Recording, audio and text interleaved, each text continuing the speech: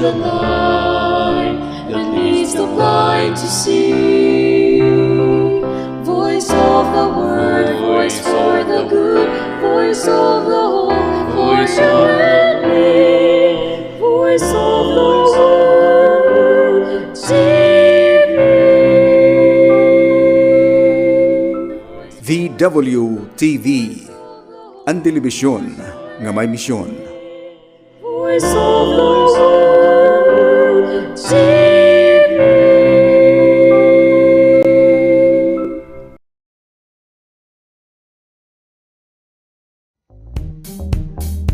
VW Conversations.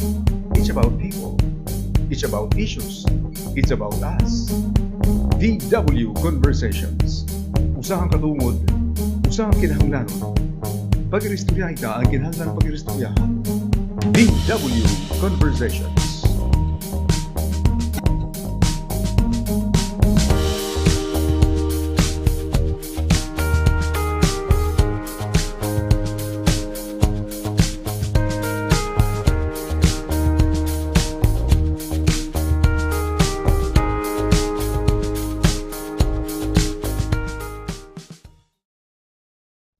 Good morning, everyone. Today is Monday, of course. Kuan ini August 28, and today is a holiday, no? Today is a holiday, National Heroes Day, I think. At hastay kita din nga kit maaram kun kay ano nga kay ano nga may ada ta holiday balitaw, no? You know, today is the last day naman hiton bakasyon hiton aton mga kabataan, because tomorrow mabalik na kamo ngadto naman hiton iutag sa tagsang mga eskwelahan. Okay? Ngayon ay kumbaga singabuta mga kasangkayan, singabuta kabataan, darakay, you know, you have a few hours left. Sering pamangani pag-attend naton han uplan balik eskwela yung convergence han mga stakeholders, no? Diri na itsugadhan una nga, you know, first day of classes maghahawan pa, maglilinis pa, no. Yan na diri na ini, because weeks prior to the school opening, nagkamayada kitahin, brigada, eskwela, panlinis. So, buwas, pagbalik niyo nga itong mga eskwelahan, magtitikang na talaga itong klase. Sanglit yan na singabuta. Yan na nalabay at di dahito na mga tindahan, badaw. Itpila, gihahalaba ipa, kay may ada pati palit, hitira mga school supplies, no? Ibang nga yan ang mga tindahan, naubusan na talaga hinira mga school supplies, no? So, kuha na kami na iton marumahal. Anyway, before anything else, good morning, adahiton aton principal, teachers, daman, and aton mga estudyante, Hasan Gregorio Elementary School. Upad nagihapon hini iton aton paghatag maupay nga aga, nga da hiton mga kag-anak, ang ating mga barangay officials. Thank you very much, han. Mapasok nga iyo pagkarawat, han. Borongan City Press Club, kinadto kita niyan, han, nakalabay nga Sabado. Talagudti nga, baga palipay ba, school supplies, may notebooks, papel, no? Ballpen, lapis, so ganiton, and snacks. Pahalipay naman na parahan aton mga kabataan. Thank you very much. Kinikita lang natin nga, you know, napaka-supportive talaga iton atin mga teachers, and even ang atin mga barangay officials and atin mga parents, napaka-supportive nira hiton ira mga kabataan. Makalilipay ini kasi siring pangani, it takes a village to educate a child, no? So anyway, naglalaom kita nga almost unprepared na, you know, ang atin mga una hininga kinitaan. O good morning naman, Sir Abner Aklaw.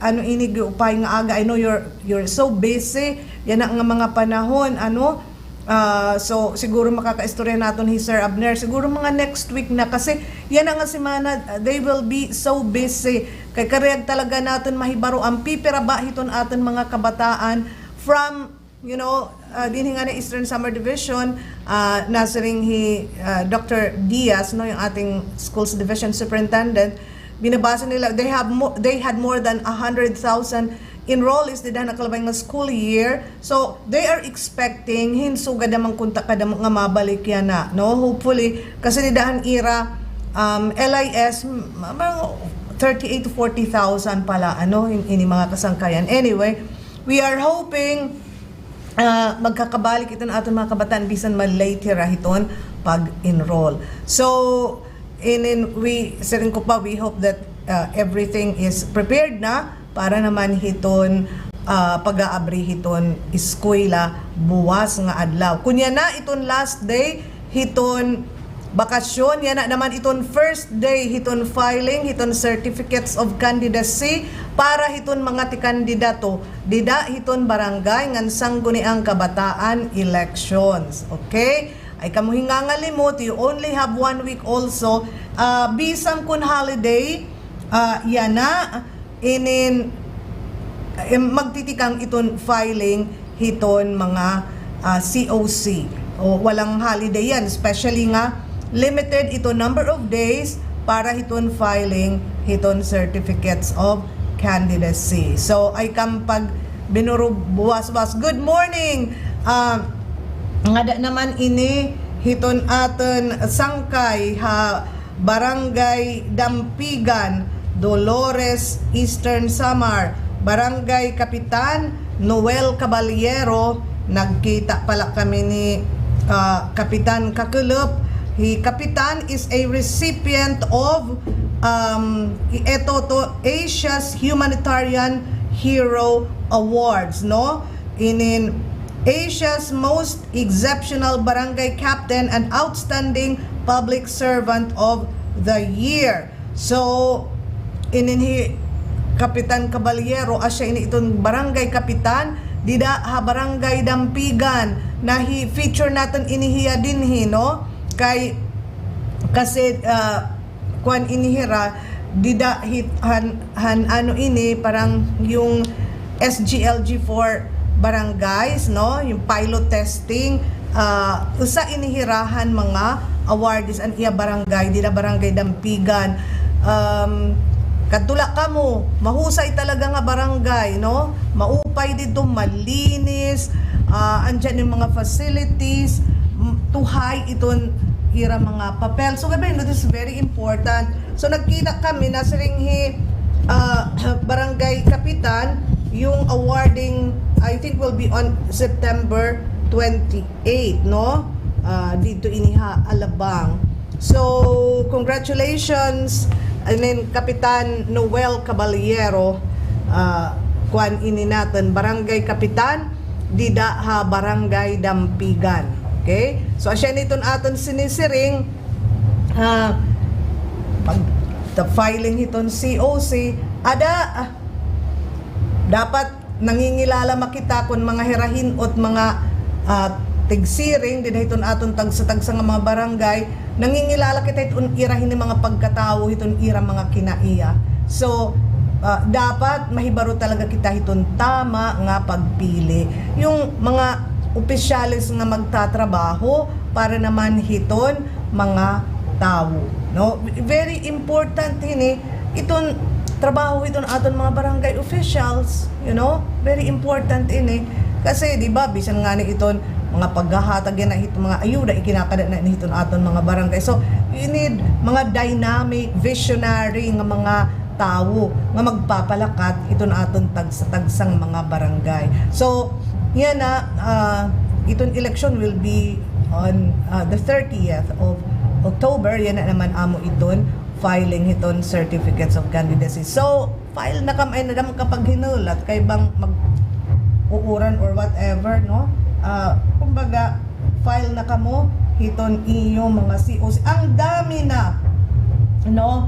Ang dami na ng mga aadto ha ano ini hit mga aadto ha City Hall Kasi dyan sa lobby, no, aada iton, mga taga Comelec, aada kamo iton lobby, may ada nira booth dida, and then dito kamo pwede mag-file hiton iyo mga COC. Let's take a break. We will be back after some reminders.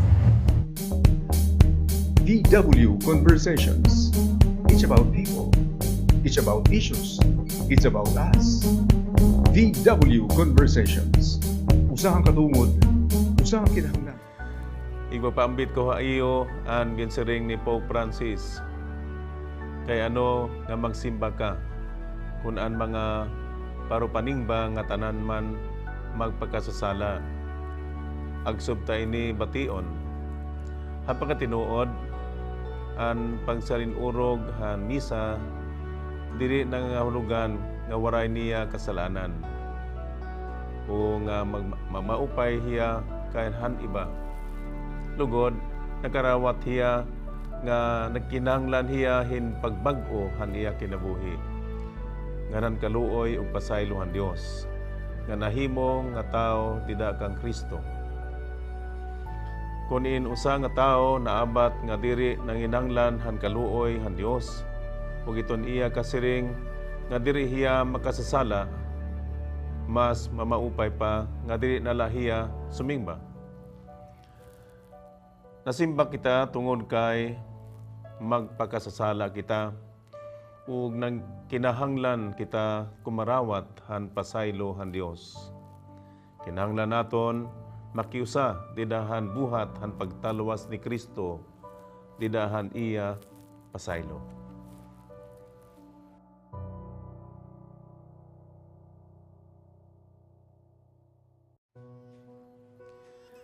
Ito ang abortion, dako nga kasalanan. Pagpatay ito hintaw. May ada mga tao nga nagubuhat hini tungod hin pagkaawod o kundi man tungod hin kakablasan. Kundi iton kaarawdan o kakablasan, guti la nga bahin kundi katandi hin pagpatay hin tao. Waray bisan ano nga rason nga makakapagaan han pagpatay hin tao. Labi na kung ini nga tao usap pala nga baby nga ada iton sulod hiton tiyan han iya nanay. Tinatawagan ko ang mga kaganak, katigurangan ug mga health workers. Sagduni ug tudui iton iyo mga anak nga diri magbuhat hin abortion.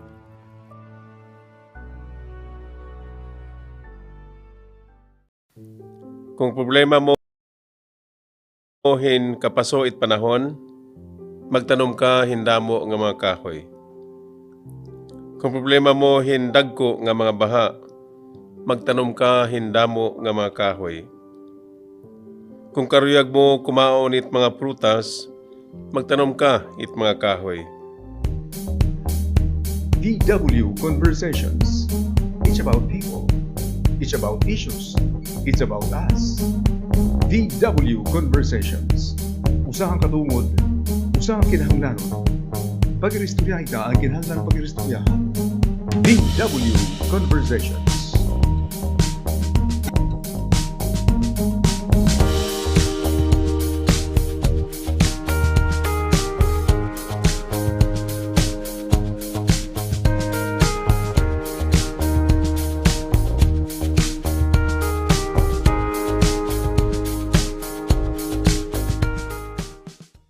And we are back on VW Conversations. Nasa nga Sir Neil, kagihaharayuin naman na COVID. Uy, paro kami nagkayakan ng tagpatod. Blue. Blue, my heart is blue. Good morning, Balitaw, Sir Neil Pinaro. Good morning. Our Provincial Tourism Officer. Nasa rin kang inati kandidato na lang alam niya hit ka, kapikan. O, kagidam inaya na, uy, napila. Ay kang paghinulat, kabang kamusumiring at kamit si Team Redos, bang kami hingalimot. Entonces, itong iyo kandidatura. Anyway, good morning, Sir Neil. Sir Neil, tikang palangan ini. Thank you very much, Mara, magtikang ka pala, every now and then, binibisita itong atin mga tourist Assessment. ito nature tourist destination. O di ba? Nakakaintindi ko pala yung mga nature tourism. Ang dami palang klaseng tourism, sir. Neil. So for instance, so dire-diretso kita, if you want to come to Eastern Samar, ano iton atan mga may offer? Kaya may sir Neil, may dadaman itong mga turista nga mga horos, so ganha nga. Yeah, actually, the Provincial Tourism Office, in, of course, cooperation with the different municipal tourism officers, will be coming out with different tour circuits and tour packages. We have divided the province into two destinations, one to the north and one to the south. Okay. Now we offer different kinds of tourism. What they call this, tourism activities. We may cater to those who are willing to visit historical and religious sites, one which will visit nature, and of course those who are adventurers. Okay. So may adat natong tinatawag na northern escape and southern escape. Northern is gusto ko yan. It's one it is included in our Sinirangan tour programs. Okay, because we have divided the Sinirangan tour programs into two. May adat naton sinisiringan Dayaw tours and Dasig tours. Itong Dayaw, which means we will be visiting these destinations, will be the churches which we have in abundance. Pagpuroko ko as tourism officers, nadugnan pa ang akon knowledge about ang mga certain church structures in Eastern Samar that are worth visiting and knowing. Kasi may adat nila mag-upay nga mga history. Kaya kitaan aton man, usually ano la iton well-known, Balanghiga, Giwan, mga good na mga churches which is actually underrated. Pero they play a more what they call this vital role and proliferation of Christianity in the Philippines, not only in the province but the whole country. For example, yes, for example, we have the Sula Church. Yeah, Sula Church. If you will observe, if you will visit Sula Church, hiralait may na fortress. Oh, di ba? At tumakita mo nga may ada. Wala pait nira pagibanga. It's just that na-obstruct light hiya na an iya view from that fortress because may na nagpakatayo ng mga balay dituhan kinikitaan niya, no? From that vintage viewpoint, okay, mahikikitaan kung hino ang tisulod nga dahan hasulat tikang dagat. Okay, so it served as a viewpoint para mahikitaan kung hino nasulod. Okay, then another church is the Mantang Church. Mantang in Taft, which is it is a small church, but it dates back years and years ago, and they have retained the old facade and the walls of the church. It's still the same. They were able to restore that. Okay, and many more, and of course our Borongan Cathedral. It is the one of the three churches which has a circular belfry. O maupit nila nga belfry ka waray kahibang. Yeah. Awa paghibanga. Waray hibanga, nahibang gad an iya architecture kay ginhamis. If I had my way, kareyag ko lang kitaan an iya as is, bato. Even bato. But we were very young then. We were very young then. And of course, one of the heritage sites that we are planning to trying to be included in the World Heritage Sites, is the Giwan. Speaking of mga churches, or you may naman na mention yung church nga may ada. Yes, Atabay. Atabay. Yes, this is located at Libas, Barangay Libas in San Julian. The old poblacion of San Julian. So, ibig mo sabihin, ito nga Atabay, dapat may tubig? Up to this day, it's still it is still being used. Oh my. Oo, may ada pa Atabay. This is the only church nga may ada Atabay dito hansulod. Ano daw lakuntatan? Kayo daw kung takasugad hito? Well, maybe because maupay ang source ng tubig. May ada na atabay before nira Himuan hansing ba? simbahan. Okay. Na may ada nira source ng tubig dito na sila dancing. So yan na pwede pahit. Iya, ginagamit pa ito ya. Okay. But then the Church of Libas pinagutik na nira. Diri na ang dating nga dako, no? Kay nahibang na through time. Pero ang mga pader, ang mga walls, ada pa. So yung Dayaw tours natin, Oo. I was thinking kasi nila, no, yung mga Dayaw tours natin, mostly, for, hindi naman na kumbaga, diri magag kita maaram, nakadilaan aton mga historical Oo. churches, Southern, Eastern damo pa. From Samar. Taft, nga di. Okay, from Taft Church is very vital also. And of course, aside from the churches, sa Dayaw Tours, included din dyan yung mga historical sites natin, which is, we have so many. Marami tayong mga firsts dito sa Eastern Samar. So, Eastern Samar is the first part of the Philippines where the first circumnavigation of the world headed by Magellan first set foot and landed. And this was we also claim that the first Philippine and Spanish contact was made in Umonhon Island. And we are trying to come up with evidences that indeed the first Mass was held in our islands. Yes. Ako, Yes. I won't argue with that. Yeah. Because I too. Kasi It's just that, kaya dito Chronicles ni Pigafetta, maybe because it's already a routinary act for them, wala niya isusurat. Yes. Maybe Oo. because he was enjoying himself. Oo. Diba? I mean, after how many days at Oo. sea? Siguro kasi nagsisinakahirap, pakakapanirap, magsisinurat, ka ba man yung bibinuhat? Takay pagkawas na rin na hahumunhon, like, parang nakarelax sila, so he Nakarelax forgot all about it. Very relaxed. Ron, So, ininom at pigapit, Oo. anahubog. So, Pero balik tayo ko, Oo. Neil, kasi nanonotice man kita natin yung practice, no? Ito, bisan kita, di ba? Kita nga, Yeah. kaya ikaw, nakatukahin sa nga lugar, bago nga lugar, hain ka di diretso. Nakatuka. Halibuayan. Eh, di ba? So, Yeah, yun. So, amo itong datong mga, aside from Giwan, of course, aside from this century-old church of Giwan, we also have the pilgrim sites in Sulangan, which accounts for the most visited place in Eastern Samar because of pilgrims and because of tourists who want to relax, especially so during weekends. I think yung mga pilgrims, Neil, I think siguro din na Eastern Visayas, one of the most visited Yeah, mga it's one of the ano? most visited. Sulangan is known all over the country as a pilgrim site. So that is the reason why sometimes guests are not accounted because of the bulk that comes into Giwan. Okay? And of course, aside from these pilgrim sites, we also have historical sites.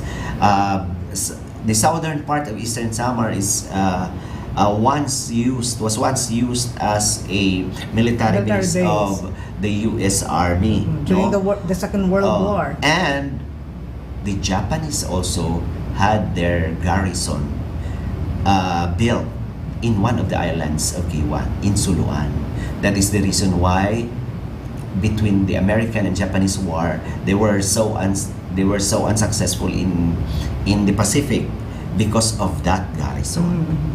Where it was also the first time that this Japanese garrison was annihilated, no? And it was because of our forefathers. It was not the Americans who killed them. It was natives. Okay? It was the natives ang nakapagpabayaan mga Japanese forces dito sa Suluan Islands.